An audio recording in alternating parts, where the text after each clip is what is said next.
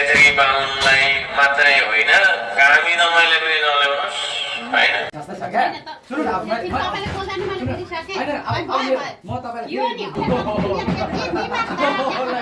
अब मेरो आमा भने दुईजना हुनुहुन्छ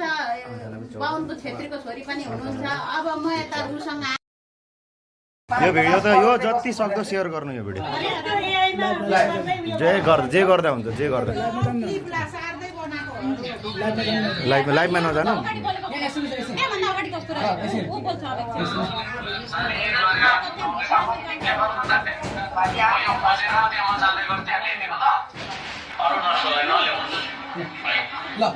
छेत्री बाहुनलाई मात्रै होइन कामी दमाईले पनि नल्याउनुहोस् अब सुन्नुहोस् अब तपाईँले हेर्नुभयो नि होइन अब यहाँ हेर्नुहोस् तपाईँलाई ल यहाँ के छ भिडियो पुरा हेर्नुहोस् ल सबै नबोलिदिनुहोस् है जस्तै संगठन सञ्चालन यही भिडियो तपाईँलाई काटेर कसरी त्याग गरेछ एजेन्डा मैले सोद्धाखेरि केही पनि देखिनँ एजेन्डा उहाँको छेत्री र बाहुनलाई गाली गर्ने है छेत्री र बाहुनलाई गाली गर्ने विशेष गरी बाहुनलाई गर्ने अनि छेत्रीलाई गर्ने है अनि हिन्दू धर्मको विरोध गर्ने हिन्दू मूलवासी आफूलाई भन्ने अनि त्यस पछाडि हिन्दू धर्मको विरोध गर्ने बाहुनलाई विरोध गर्ने छेत्रीलाई विरोध गर्ने एजेन्डा त यति मात्रै रहेछ है देशलाई कसरी समृद्धितिर लाने कसरी चाहिँ तपाईँको चाहिँ होइन विकासतिर लाने कसरी चाहिँ यो डाइभर्सिटीभित्रको युनिटीलाई खोज्ने होइन राष्ट्रियताका होइन विविधताभित्रको एकतालाई राष्ट्रियता भन्छ त्यतातिर कसरी लाने भन्ने त छैन 21औं शताब्दीमा छेत्री र बाहुनलाई खेदाउने होइन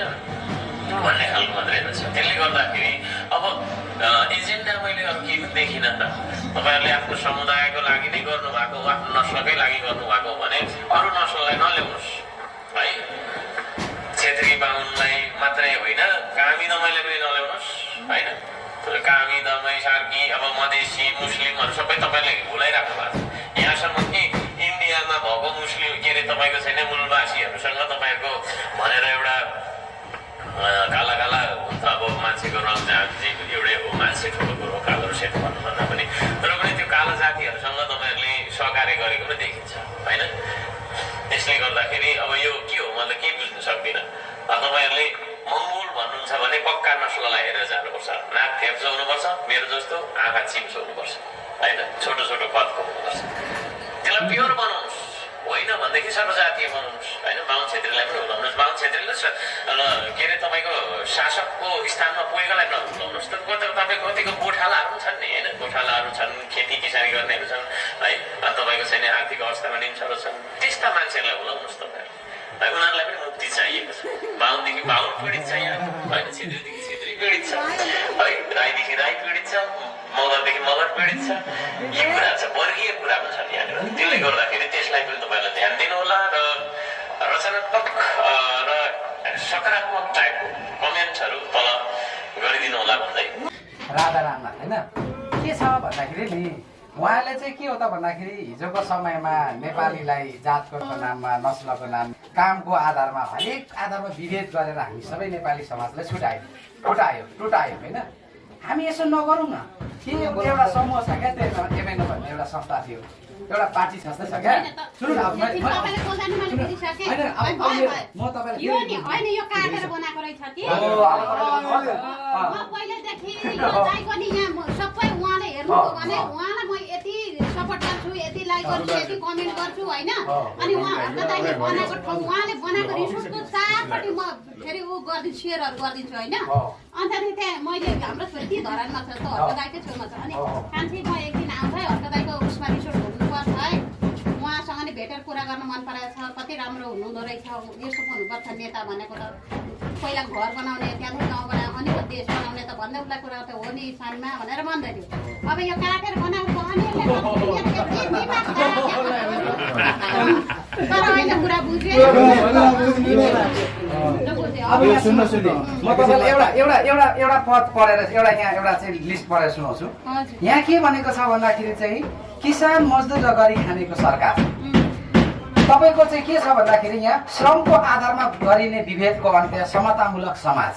आज मान्छेले के गरेको छ भन्दाखेरि श्रमकै आधारमा मान्छेले विभेद गरेको छ क्या नेपाली समाजमा तपाईँले एउटा राम्रो काम गर्नु चाहिँ मानिलिउँ तपाईँले यो के बनाउनुहुन्छ होइन त्यो सम्मान गर्नुपर्ने ठाउँमा के गर्यो विभेद गरियो मान्छेलाई आज तपाईँको छोरा चाहिँ मानिलिउँ तपाईँको चाहिँ 20 वर्षको छ होइन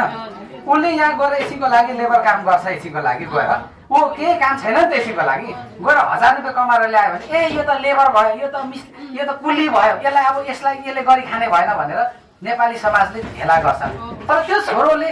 ट्याकी तपाईँको भोका भएर चाहिँ ग्यास जमाएर ऊ ग्यास्ट्रिक भएर चाहिँ तपाईँको चाहिँ बिरामी भएको उहाँहरूले देख्न सक्दैन अनि हामीले के गर्छौँ भन्दाखेरि यही छोरोले गएर फेरि विदेशमा गएर बेलचा कमाएर ल्यायो भने त फेरि सम्मान गर्छौँ भन्नुको मतलब चाहिँ यो हाम्रो नेपाली समाजले अब हामीले परिवर्तन गर्नुपर्छ तर परिवर्तन चाहिँ अरूबाट होइन जो आफू अगुवा छ उहीबाट गर्नुपर्छ भनेर हल्का साम्पाङले ढुङ्गा बोक्यो सबै कुराहरू बोके सबै कुराहरू गरे नि होइन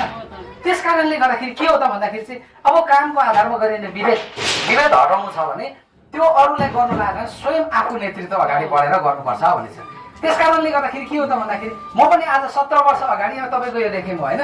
मेरो एउटा सञ्जीव गदाइली भन्ने एकजना भाइ थियो त्यो भाइ र म सबैभन्दा पहिला यो गरगहना बनाउन सिकेको क्या मैले औँठी र सिक्री बनाउन सिकेको थिएँ तर अब यहाँ भिडियो पनि बन्दैछ त्यो भाइले हेर्छ पनि होला उसको बाउको आँखा कमजोर भइसक्यो शङ्का सभाबाट चाहिँ ल्याएर चाहिँ दाजुभाइले सबै राखेर बनाउँदै सिक्दै थियौँ भरे त्यो कोरियाको एकदम त्यतिखेर चलन भएको थियो कोरियाको भिसा स्याट्टै आयो केटो गएर अहिले कोरियामै बसिरहेको छ पैसा कमाइरहेको छ म चाहिँ अरू व्यवसाय गर्न थालेँ भन्नुको मतलब के भन्दाखेरि आज यो काम पनि म के भन्छु भने कुनै स्पेसिफिक जातिले मात्रै होइन आज तपाईँहरूले यो कमाउने मात्रै होइन तपाईँले पाइलट पनि बन्नुपर्छ डक्टर पनि बन्नुपर्छ इन्जिनियर पनि बन्नुपर्छ भन्छु क्या म चाहिँ भन्नु खोजेको सबै कुराहरू हामी गर्न सक्छौँ भन्ने कुरा पनि देखाउनु पर्यो क्या कुनै एउटा जातिले एउटा तिम्रो पेसा यही हो तिमीले यही गर्नुपर्छ तिम्रो यही हो भनेर उसलाई ट्याग पनि लगाएर उसलाई त्यसरी सधैँभरि दबाउनु पनि पाइँदैन सक्षमको आधारमा उसको योग्यताको आधारमा उसलाई हामीले के गर्नुपर्छ त भन्दाखेरि चाहिँ अगाडि बढाउनु दिनुपर्छ बढाउनुपर्छ भन्ने हाम्रो संस्कृतिको नीति हो क्या त्यस कारणले गर्दाखेरि तपाईँलाई लागेको त्यो कुरा भयो जस्तै एकजना हजुरबाले त्यसै भन्नुभयो तपाईँले अहिले जुन भन्नुभयो नि मैले अहिले यहाँ मिडिया मार्फत भन्न चाहन्छु अन्तिममा उहाँले यो भिडियो हेर्नुभयो सबैको ए नानी यो त सबै काटेको रहेछ भिडियो त अनि त्यही कटाएको भिडियो काटेर चाहिँ तपाईँको चाहिँ नि अब मानिलिउँ तपाईँको एकछिनको लागि यो पानी हो र भन्नु र यो पानी हो भन्नु त फरक छ नि त तर रलाई हटाइदिँदा पानी हो